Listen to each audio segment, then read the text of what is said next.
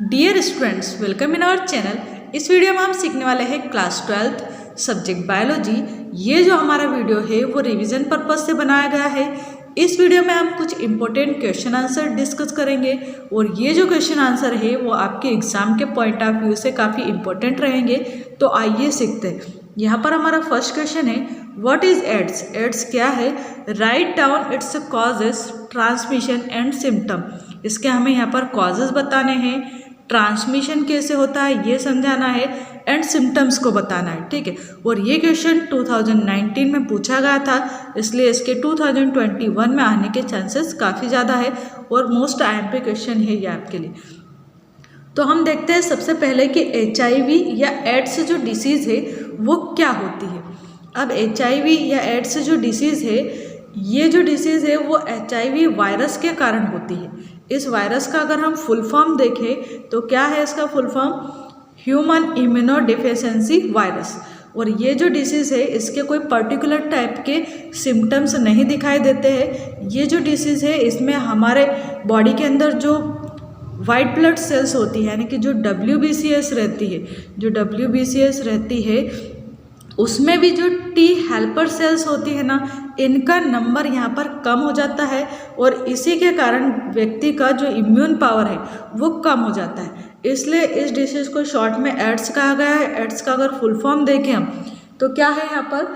Acquired immuno deficiency syndrome, यानी कि एक ये जो डिसीज़ है वो एक टाइप का सिंड्रोम है जिसमें कि व्यक्ति के अंदर किसी भी डिसीज़ से लड़ने की जो कैपेबिलिटी है वो कम हो जाती है, यानी कि जो इम्यून सिस्टम है उसमें डेफिशिएंसी कर देता है ये वायरस। इसलिए इसको कहा गया है एक्वायर्ड इम्यूनो डेफिशिएंसी सिंड्रोम। ठीक है, और वायरस का नाम क्या है? HIV, यानी कि ह्यूमन इम्यूनो डेफिशिएंसी वायरस। अगर आपसे पूछा जाए कि जो HIV एड्स है वो कौन से वायरस के कारण होता है, जो एड्स डिसीज़ है वो कौन से वायरस के कारण हो रही, तो HIV वायरस के कारण होती है, यानी कि ह्यूमन इम्यूनो डेफिशिएंसी वायरस के कारण ये डिसीज़ होती है। और इसमें क्या होता है, तो हमारे ब्लड के अंदर जो WBC है और WBC में भी जो T हेल्पर सेल्स होती है इनका नंबर काफ़ी कम हो जाता है और इसके कारण व्यक्ति की जो बीमारियों से लड़ने की जो क्षमता होती है बॉडी की वो कम हो जाती है। अब यहाँ पर पूछा गया कि ये जो डिसीज़ है वो फर्स्ट टाइम कहाँ पर डिस्कवर की गई थी, तो सबसे पहले इस डिसीज़ को अमेरिका में डिस्कवर किया गया था, यानी कि वहाँ पर पता लगा था इस डिसीज़ के बारे में। और कब पता लगा था? तो 1981 में। अब ये जो डिसीज़ है इसके अगर आप कॉजेज़ देखें तो कॉजेज़ हमने देख लिया, इसका जो कारण है वो क्या है? HIV वायरस के कारण होती है ये। इसका अगर ट्रांसमिशन हम देखें तो ट्रांसमिशन क्या क्या है? एक तो सेक्सुअल कांटेक्ट है, दूसरा इसमें होमोसेक्सुअलिटी के कारण भी ये डिसीज़ होती है। कंटामिनेटेड जो नीडल होती है, यानी कि अगर किसी HIV एड्स व्यक्ति को किसी नीडल से इंजेक्शन लगाया गया है और वही वाली जो नीडल है वो किसी स्वस्थ व्यक्ति पर अगर यूज़ कर ली तो उसको भी एड्स होने के चांसेस होते हैं। इसके अलावा जो ब्लड ट्रांसफ्यूजन है, यानी किसी स्वस्थ व्यक्ति को किसी HIV वाले व्यक्ति का अगर ब्लड ट्रांसप्लांट कर दिया जाता है तब भी ये डिसीज़ होने के चांसेस है। ड्रग्स, जैसे कि जो आजकल की युवा पीढ़ी है वो ड्रग्स लेती है, तो वो क्या करती है, एक ही इंजेक्शन से 2-4 व्यक्ति उसमें एक इंजेक्शन से बार बार ड्रग्स लेते रहते हैं।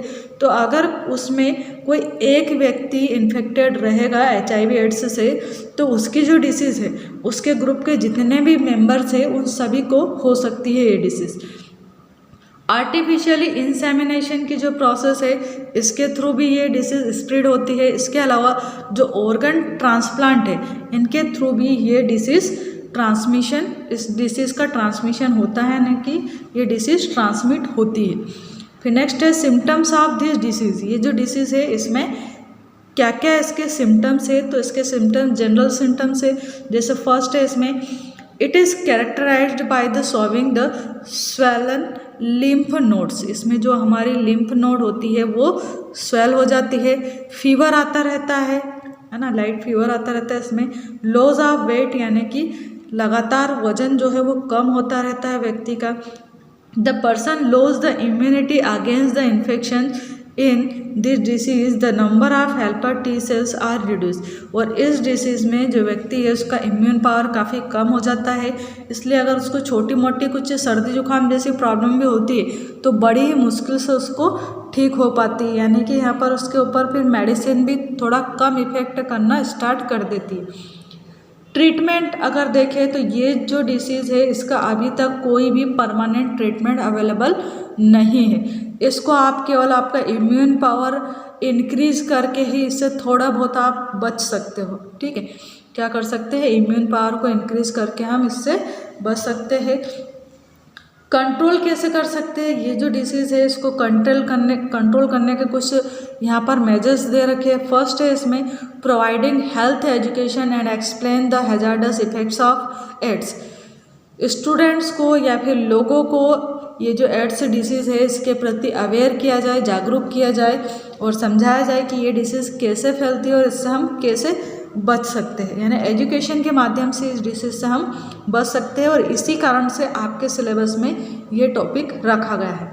सेकेंड पॉइंट में कहा इसमें do not reutilize the used syringe, throw it away and destroy it. अगर किसी सिरिंज को, यानी कि डॉक्टर के पास जो इंजेक्शन में जो सुई लगती है उसको हम बोलते हैं सिरिंज, तो अगर किसी डॉक्टर ने एक बार किसी को इंजेक्शन लगाया है तो उस नीडल को उसको या उस सिरिंज को उसे फेंक देना चाहिए, उसको वापस से रीयूज़ में नहीं लाना चाहिए। और जब हम डॉक्टर के पास जाएं तो हमें भी ध्यान रखना है कि हम ऐसी सिरिंज का यूज़ ना करें जो कि डॉक्टर ने वन टाइम पहले यूज़ कर लिए, है ना, यानी कि वो डॉक्टर हमेशा नई सिरिंज यूज़ करे, इस चीज़ का हमें भी ध्यान रखना चाहिए। थर्ड पॉइंट है यहाँ पर the blood of donor person and organs of transplantation like kidney, liver, cornea, eye and growth hormones would be carefully examine before use.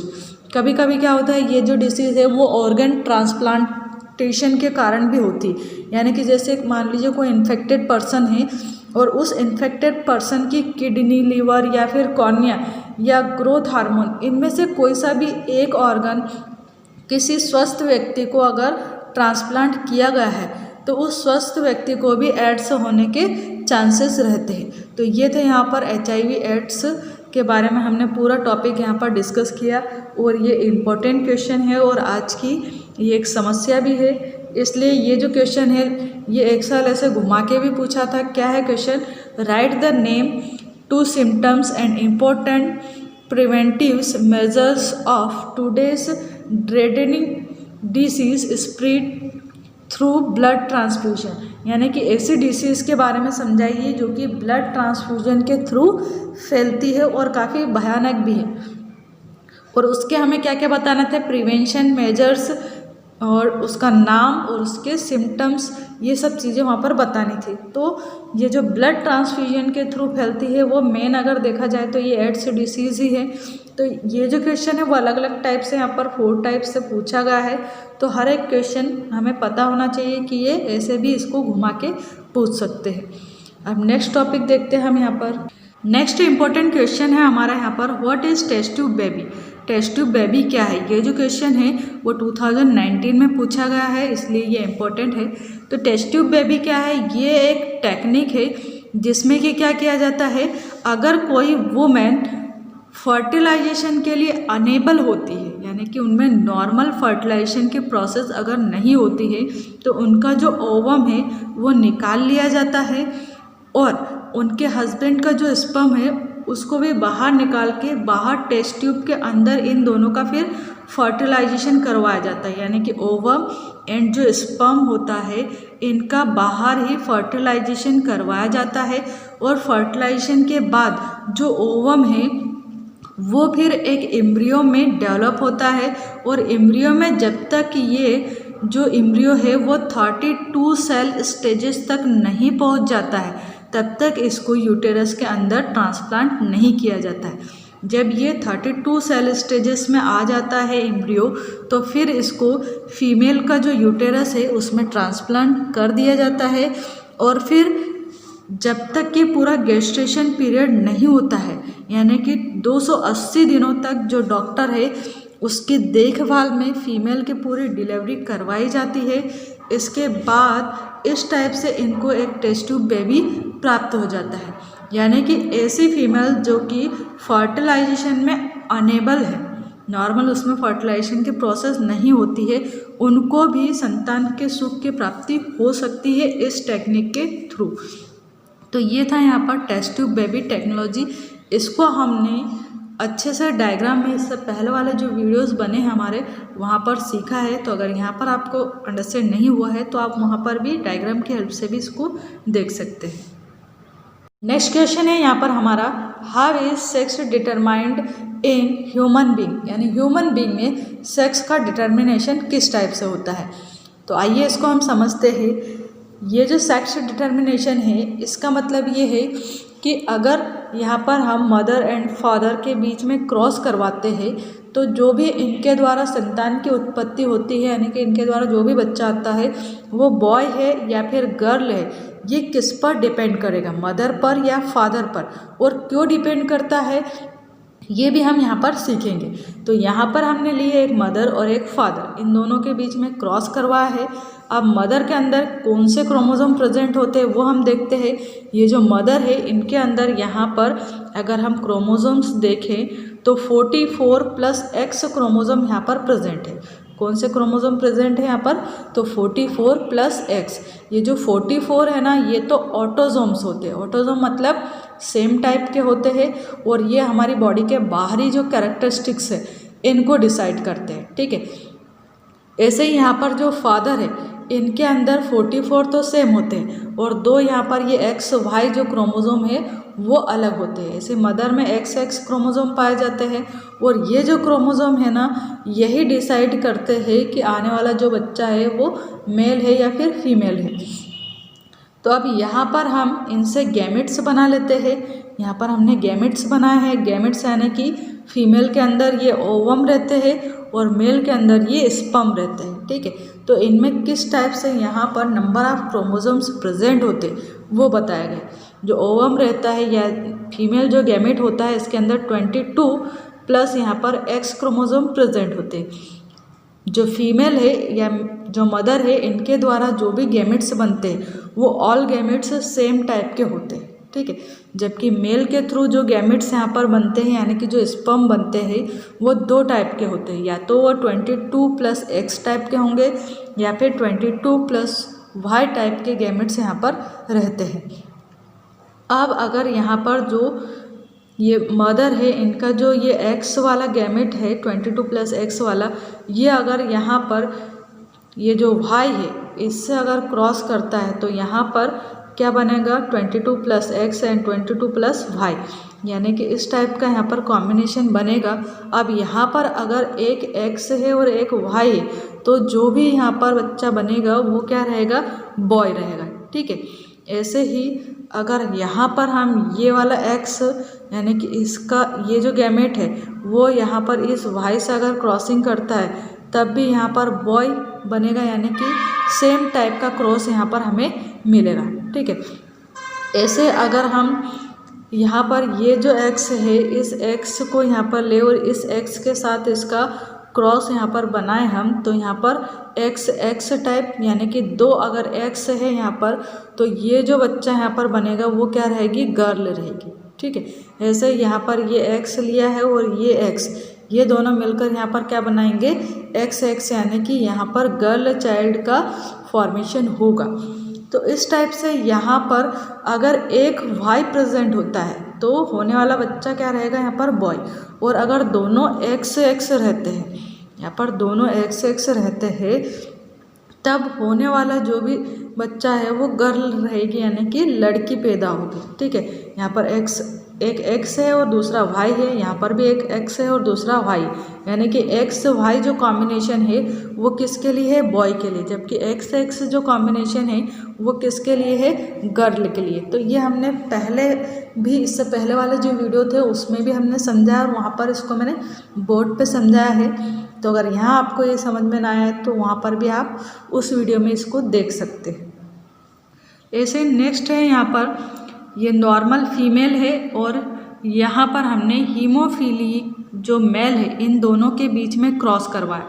तो नॉर्मल यहाँ पर फीमेल है ना, तो फीमेल के अंदर हमें पता है XX क्रोमोसोम होते हैं और जो मेल है इनके अंदर होते हैं XY क्रोमोसोम।